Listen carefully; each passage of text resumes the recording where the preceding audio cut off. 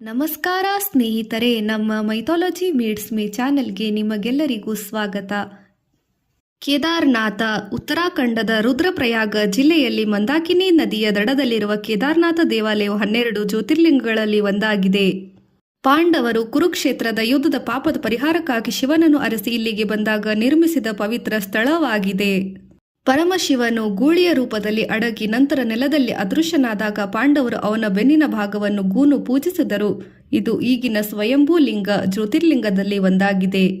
ಕೇದಾರನಾಥ್ ದೇವಸ್ಥಾನದ ಹಿನ್ನೆಲೆ story behind Kedarnath. ಪಾಂಡವರ ಕತೆ. ಮಹಾಭಾರತದ ಯುದ್ಧದ ನಂತರ ತಮ್ಮ ಬಂಧು ಬಾಂಧವರನ್ನು ಕೊಂದ ಪಾಪದಿಂದ ಮುಕ್ತಿ ಪಡೆಯಲು ಪಾಂಡವರು ಶಿವನ ಆಶೀರ್ವಾದಕ್ಕಾಗಿ ಅರಸಿದರು. ಪರಮಶಿವನು ಪಾಂಡವರ ಮೇಲೆ ಕೋಪಗೊಂಡಿದ್ದರಿಂದ ಅವರಿಗೆ ಕಾಣಿಸಿಕೊಳ್ಳದೆ ಗೂಳಿಯ ರೂಪದಲ್ಲಿ ಹಿಮಾಲಯದಲ್ಲಿ ಅಡಗಿಕೊಂಡನು. ಬಸವಣ್ಣ ಗೂಳಿಯ ಅವತಾರ. ಭೀಮನು ಶಿವನನ್ನು ಗುರುತಿಸಿದನು.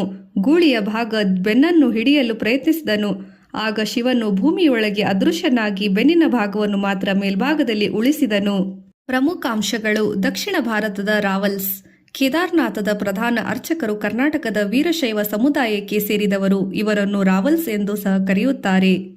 ಚಳಿಗಾಲದ ಆರಾಧನೆ. ಹಿಮಪಾತದಿಂದ ದೇವಾಲಯವು ವರ್ಷದ 6 ತಿಂಗಳು ನವೆಂಬರ್ ಏಪ್ರಿಲ್ ಮುಚ್ಚಿರುತ್ತದೆ. ಈ ಸಮಯದಲ್ಲಿ ಶಿವನ ಮೂರ್ತಿಯನ್ನು ಉಕ್ಕಿಮಠದ ಓಂಕಾರೇಶ್ವರ ದೇವಾಲಯಕ್ಕೆ ಸ್ಥಳಾಂತರಿಸಿ ಪೂಜಿಸಲಾಗುತ್ತದೆ.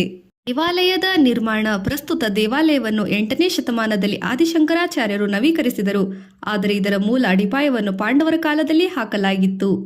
ಶಿವಲಿಂಗದ ಸ್ಥಾಪನೆ. ಆ ಬೆನ್ನಿನ ಗೂನು ಭಾಗವನ್ನೇ ಪಾಂಡವರು ಶಿವಲಿಂಗವೆಂದು ಪರಿಗಣಿಸಿ ಅಲ್ಲಿ ದೇವಾಲಯವನ್ನು ನಿರ್ಮಿಸಿ ಪೂಜಿಸಿದರು. ಈ ಸ್ಥಳವು ಈಗ ಪಂಚಕೇದಾರಗಳಲ್ಲಿ ಒಂದಾಗಿದೆ.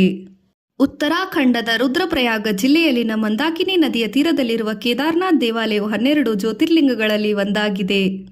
ಪಾಂಡವರು ನಿರ್ಮಿಸಿದರೆಂದು ನಂಬಲಾದ ಸಾವಿರಾರು ವರ್ಷಗಳ ಇತಿಹಾಸ ಹೊಂದಿದೆ. ಶಿವನಿಗೆ ಸಮರ್ಪಿತವಾದ ಈ ದೇವಾಲಯವು ಸಮುದ್ರ ಮಟ್ಟದಿಂದ 3583 ಮೀಟರ್ ಎತ್ತರವಾಗಿದೆ. ಪಾಂಡವರು ಮಹಾಭಾರತದ ನಂತರ ಶಿವನನ್ನು ಹುಡುಕುತ್ತಾ ಬಂದಾಗ ಈ ಪವಿತ್ರ ಸ್ಥಳವನ್ನು ಪತ್ತೆ ಹಚ್ಚಿದರು ಎಂದು ಪುರಾಣಗಳು ತಿಳಿಸುತ್ತದೆ. ಕೇದಾರನಾಥ್ ಇತಿಹಾಸ. ಪಂಚಕೇದಾರ. ಶಿವನು ಪಾಂಡವರಿಗೆ ಕಾಣಿಸಿಕೊಳ್ಳದೆ ಕಣ್ಮರೆಯಾದ ಪ್ರಯತ್ನಿಸಿದಾಗ ಅವನ ದೇಹದ ವಿವಿಧ ಭಾಗಗಳು 5 ಬೇರೆ ಬೇರೆ ಸ್ಥಳಗಳಲ್ಲಿ ಕಂಡುಬಂದವು. ಇವುಗಳನ್ನು ಪಂಚಕೇದಾರ ಎಂದು ಕರೆಯಲಾಗುತ್ತದೆ. ಕೇದಾರನಾಥಿನಲ್ಲಿ ಶಿವನ ಬೆನ್ನಿನ ಭಾಗವನ್ನು ಪೂಜಿಸಲಾಗುತ್ತದೆ. ನಿರ್ಮಾಣ ಮತ್ತು ಇತಿಹಾಸ. ಈ ದೇವಸ್ಥಾನವನ್ನು ದ್ವಾಪರ ಯುಗದಲ್ಲಿ ಪಾಂಡವರು ನಿರ್ಮಿಸಿದರು ಮತ್ತು ನಂತರ 8ನೇ ಶತಮಾನದಲ್ಲಿ ಆದಿಶಂಕರಾಚಾರ್ಯರು ಇದನ್ನು ಜೀರ್ಣೋದ್ಧಾರ ಮಾಡಿದರು ಎಂದು ನಂಬಲಾಗಿದೆ. ಕೇದಾರನಾಥ್ನ ಅಧಿಪತಿ. ಕೇದಾರ ಎಂದರೆ ಜವುಗು, ನೆಲ, ಮತ್ತು ನಾಥ ಎಂದರೆ ಅಧಿಪತಿ, ಜಗತ್ತಿನ ಒಡೆಯ. ಇಲ್ಲಿನ ಸ್ವಯಂಭೂ ಸ್ವಯಂ ವ್ಯಕ್ತ ಶಿವಲಿಂಗವನ್ನು ಪೂಜಿಸಲಾಗುತ್ತದೆ. ಇಲ್ಲಿನ ಪೂಜಾ ವಿಧಾನಗಳನ್ನು ಕರ್ನಾಟಕದ ವೀರಶೈವ ಗುರುಗಳು ನಿರ್ವಹಿಸುತ್ತಾರೆ. ದೇವಾಲಯ ತೆರೆಯುವ ಸಮಯ. ಅತಿಯಾದ ಹಿಮಪಾತದಿಂದಾಗಿ ದೇವಾಲಯವು ಕೇವಲ ಏಪ್ರಿಲ್ ಅಂತ್ಯದಿಂದ ಅಕ್ಟೋಬರ್-ನವೆಂಬರ್ ವರೆಗೆ ಮಾತ್ರ 6 ತಿಂಗಳು ಭಕ್ತರಿಗೆ ತೆರೆದಿರುತ್ತದೆ. ಪವಾಡ ಸದೃಶ್ಯ ರಕ್ಷಣೆ. 2013ರಲ್ಲಿ ಭೀಕರ ಪ್ರವಾಹದ ಸಮಯದಲ್ಲಿ ಒಂದು ದೊಡ್ಡ ಬಂಡೆಯು ದೇವಾಲಯದ ಹಿಂಭಾಗದಲ್ಲಿ ಬಂದು ಅಡ್ಡಲಾಗಿ ನಿಂತು ದೇವಾಲಯವನ್ನು ರಕ್ಷಿಸಿದ್ದು ಒಂದು ದೊಡ್ಡ ಪವಾಡವೆಂದು ಪರಿಗಣಿಸಲಾಗಿದೆ.